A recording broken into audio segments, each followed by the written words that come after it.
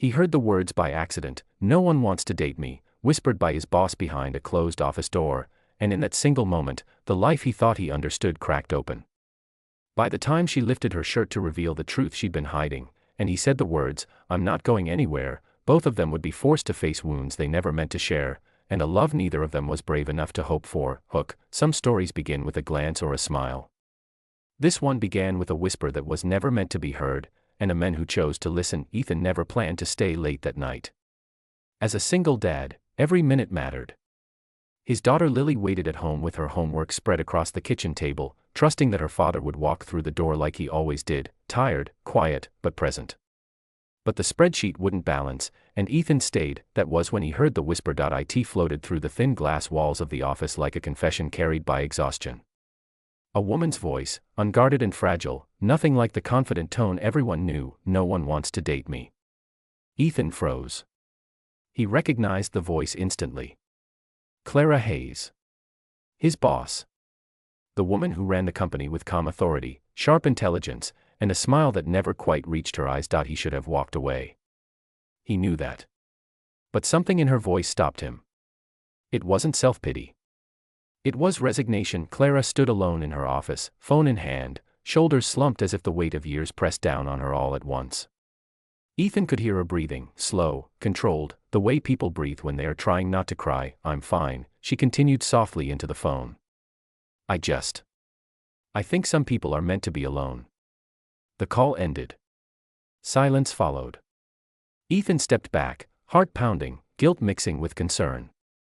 He didn't want to know this side of her, but now that he did, he couldn't forget it. The next days felt different. Clara still wore her tailored suits, still led meetings with confidence, but Ethan noticed the pauses. The way she avoided personal questions. The way she stayed late, long after everyone left, as if the office was safer than going home. Ethan knew something about loneliness. His wife had died 3 years earlier, leaving him with grief he barely spoke about and a child who depended on him for everything. Dating wasn't even on his radar. Survival was. One evening, when the office lights were dim and the city outside glowed softly, Clara called Ethan into her office. Her voice was steady, but her hands trembled slightly. "You're a good employee," she said. "But more than that, you're honest. I need honesty right now." Ethan nodded, unsure. She hesitated, then laughed bitterly. "You probably think I have it all together." "I don't think that," Ethan said carefully.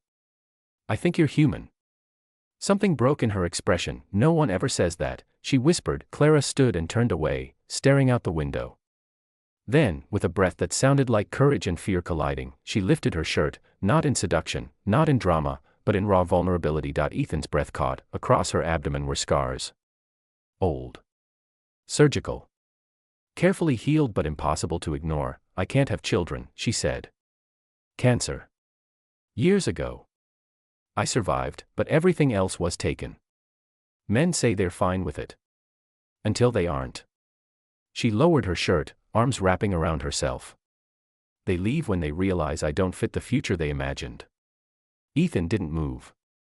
He didn't look away either. He simply listened. "I didn't want you to know," she said. "But now you do." He thought of Lily. Of bedtime stories and scraped knees. Of love that didn't come from perfection but from showing up. "You're not broken," Ethan said quietly. "You're still here. That counts for something." Clara looked at him then, really looked, and for the first time, hope flickered, fragile and unsure, but neither of them knew yet how much courage it would take to hold onto it. Hook, the hardest promises aren't the ones we make to others, they're the ones we dare to keep when everything tells us to run. Weeks passed, and something unspoken settled between them. Not romance. Not yet. It was trust, the kind that grows when two wounded people recognize each other without asking. Ethan talked about Lily one night, almost by accident. About how she missed her mother's voice. About how he felt like he was always failing, always one step behind. Clara listened the way no one ever had. No advice. No fixing. Just presence. "You're a good father," she said softly. "I'm trying," he replied. "That's all I know how to do." When rumors began at work, whispers about favoritism, raised eyebrows at late meetings, Clara pulled away. Fear returned. She'd lost too much before to risk more. "This was a mistake," she said one evening. "Getting close." Ethan shook his head. Being close isn't the mistake. Running from it is. She looked at him, tears shining. You deserve someone uncomplicated. Someone without scars. Ethan smiled sadly. I'm a single dad with grief stitched into my bones. If you think I'm uncomplicated, you don't know me at all. Silence stretched between them. I'm not asking you to fix me, Clara said. I just don't want to be abandoned again. Ethan stepped closer, not touching, just near enough to be real. I'm not going anywhere. The words weren't dramatic. They weren't loud. They were steady, and that was what made her cry. Months later, Lily met Clara for the first time. Not as a replacement. Not as a solution. Just as a woman who cared. Clara knelt to Lily's level, nervous and smiling. Hi, she said. Your dad talks about you like you're the bravest person he knows. Lily grinned. He cries at movies. Clara laughed, the sound light and free. That night, as Ethan watched them color together at the kitchen table, he realized something profound. Families aren't made by blood or perfection. They're made by people who choose to stay. Clara still had scars. Ethan still had grief.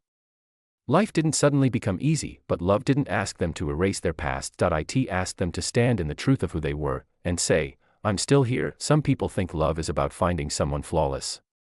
But the strongest love is built between those brave enough to say, I see your wounds, and I choose you anyway.